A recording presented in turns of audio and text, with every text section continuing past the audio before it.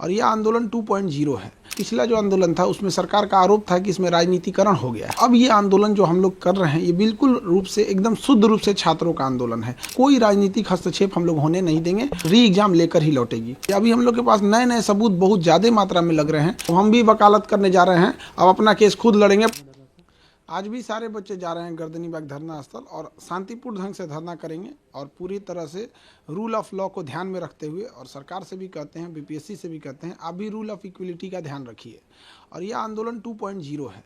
इसको हम लोगों ने 2.0 नाम इसलिए दिया है क्योंकि पिछला जो आंदोलन था उसमें सरकार का आरोप था कि इसमें राजनीतिकरण हो गया है। तो अब ये आंदोलन जो हम लोग कर रहे हैं ये बिल्कुल रूप से एकदम शुद्ध रूप से छात्रों का आंदोलन है। हम शिक्षक एक अभिभावक के रूप में उनका मार्गदर्शन कर रहे हैं कि वो लॉ एंड ऑर्डर भी मेंटेन रखे, बीच में कोई आके उनके भीड़ का गलत फायदा ना उठा ले।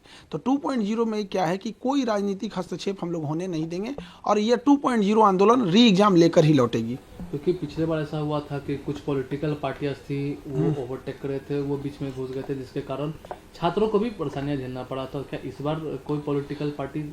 इस बार हम लोग किसी पॉलिटिकल पार्टीज को एंट्री नहीं दिए हैं। ये शुद्ध रूप से हम छात्र और विद्यार्थियों लोगों का आंदोलन रहेगा। और सरकार से भी विनती करते हैं, माननीय मुख्यमंत्री नीतीश कुमार हो गए या फिर उन जो सेक्रेटरी सर हैं दीपक सर, इन दोनों लोग से विनम्र निवेदन करते हैं कि आप लोगों के सामने हम लोग हाथ जोड़ते हैं। बच्चों के भविष्य का सवाल है, री एग्जाम ले लीजिए। ये बहुत बड़े लेवल पे धांधली हुई है, इसकी जांच करा लीजिए और री एग्जाम करा लीजिए। अभी हम लोग के पास नए नए सबूत बहुत ज़्यादा मात्रा में लग रहे हैं। अभी खगड़िया और भागलपुर के सेंटर पे क्वेश्चन पे टिक लगाकर वो पास ओवर कर रहे थे। वो अब जब सीसीटीवी इंचार्ज जो था उसने इसका विरोध किया तो ज्वाइंट सेक्रेटरी कुंदन कुमार कहते हैं कि इतने बड़े एग्जाम में थोड़ा बहुत ही तो होता ही है।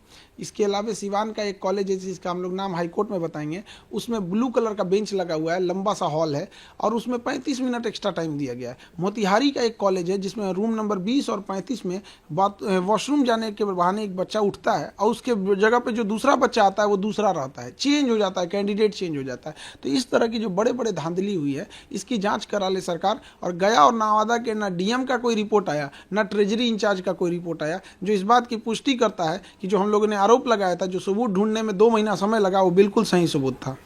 आप कह रहे हैं कि धांधली हुआ है, लेकिन बीपीएससी तो कह रही है कि कुछ हुआ ही नहीं।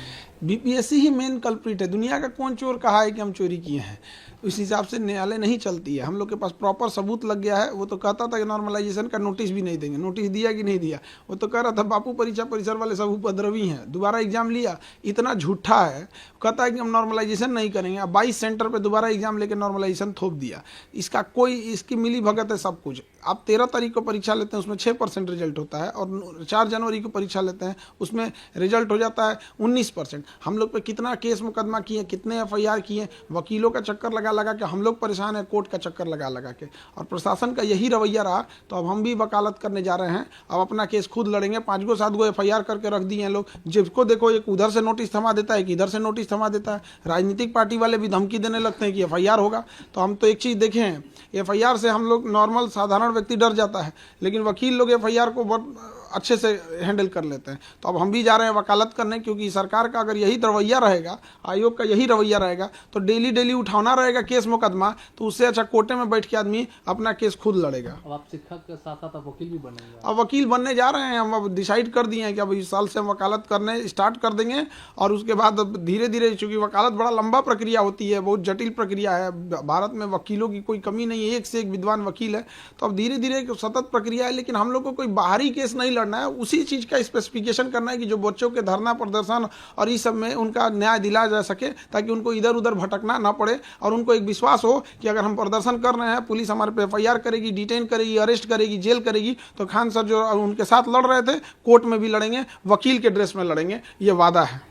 क्या कोर्ट से कितना आपको उम्मीदें है, न्याय है? क्योंकि जिस तरीके से कोर्ट में केसेस चल रहे हैं, तो क्या लगता है कितनी उम्मीदें आपको लग रहा है? कोर्ट में अब पहले नहीं लग रहा था कि हम लोग को क्या होगा क्या नहीं, क्योंकि सबूत उतना प्रॉपर हम लोग के पास था नहीं। लेकिन अब हम लोग को एकदम कंफर्म हो गया है कि अब जीत हम ही लोग की होगी, क्योंकि इस पूरे प्रोटेस्ट के दौरान हम लोगों ने बहुत सारे सबूत जुटा लिए हैं। अब ये आंदोलन 2.2 है। अब इसमें आज का दूसरा दिन है। आज फिर हम लोग जाएंगे गर्दनीबाग और शांतिपूर्ण ढंग से धरना देंगे।